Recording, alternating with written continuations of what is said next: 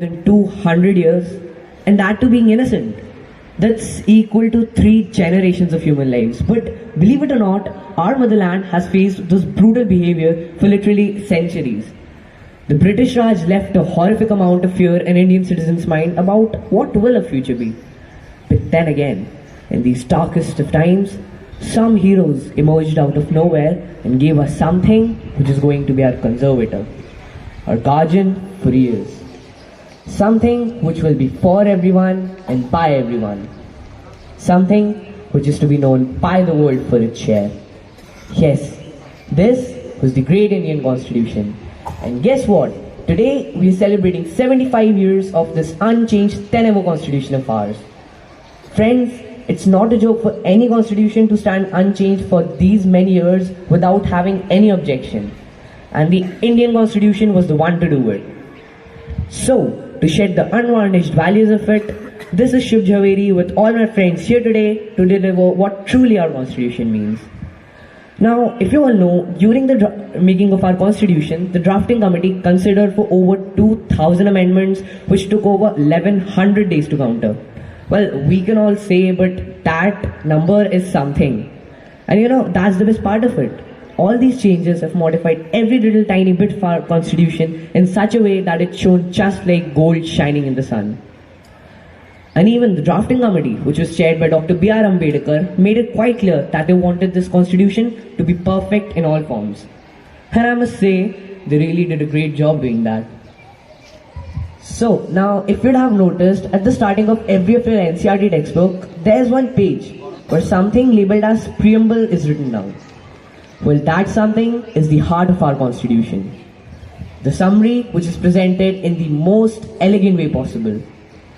So this is where I dictate to you all the soul of our Constitution. We, the people of India, having solemnly resolved to constitute India into a sovereign thought, expression, belief, faith and worship. Under my shadows, all thoughts and opinions are free to inhale. Liberty comes truly when we together struggle to achieve it. And to drive a car down there, I lie down in the Constitution the very set rules to govern India exactly there.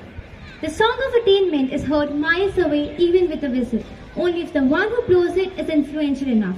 And for this, in our nation, each and everyone is absolutely free to express and follow whatever they believe. In cage is like pigeon cage, and that is why India will always be that free albatross which can never be bounded by any religion. Whether Hindu, Muslim, Sikh, Christian, anyone can be anyone. I have modified the Constitution in such a way that no matter what crisis behold, no government can ask my people whatever they admire, but what people do, because this is secularity. Democratic Republic. People are the people. It depends upon them what they write, and therefore the Constitution says it's my job to hand over its people the right to shape their nation and do then punish each who tries to suppress it. It is my job to burn all chains that prison my nation's pride. This is what sovereignty declares the world, because people are the sovereign rulers of the nation, no matter if they're dictated or directed. Opportunity. An army only fights if all the soldiers are armed. Same with the case of population. It is something which has to be shot at the fair scale. So, which is equality that the people get. So, whether of skill, religion, caste, gender, everything. So, that where came in. So, from this every Constitution Day, with the people of India take the initiative to net our country to face this distributed disease of equality. Stands behold. This is what world democracy says.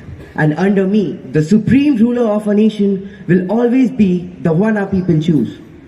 It is our right to enjoy equal political rights and hold those accountable who do not. It is my duty to ensure that every citizen of this country can truly call their country a democracy and every leader as their choice. And I will never set myself back until I do it. Unity is fraternity. For the sake of prosperity, I determine the Constitution to attain a nation the complete independence upon its production as well as providing my people their due share. Let us rightly resolve to cut down all the matters that despair a land. Together with my guidance, every inch of Indian blood loss will be the loss of billions.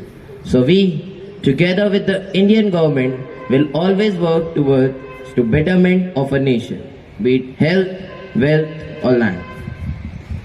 Secular, to secure to all its citizens justice, socio-economical and political. Justice, in its simplest term, is the basis of all equalities. According to me, not a single soul could be denied their rights, whether or not they earn it. Someone said, social is a name, politics is a game, and economics is a fame. And a nation without them is shame.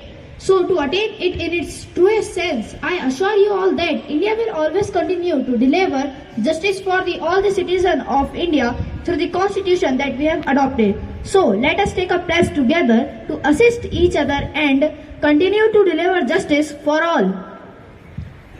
Citizens, fraternity, assuring the dignity of the individual and the unity and integrity of the nation. Do you like it when two countries start up a war? We hate it, we all do, and that is why fraternity is something which has to be looked for everywhere. There won't be any dispute if all of them would be brothers, would there? So this is a fraternity, and I will line the pages of the Indian Constitution until each one of us is a family to one another.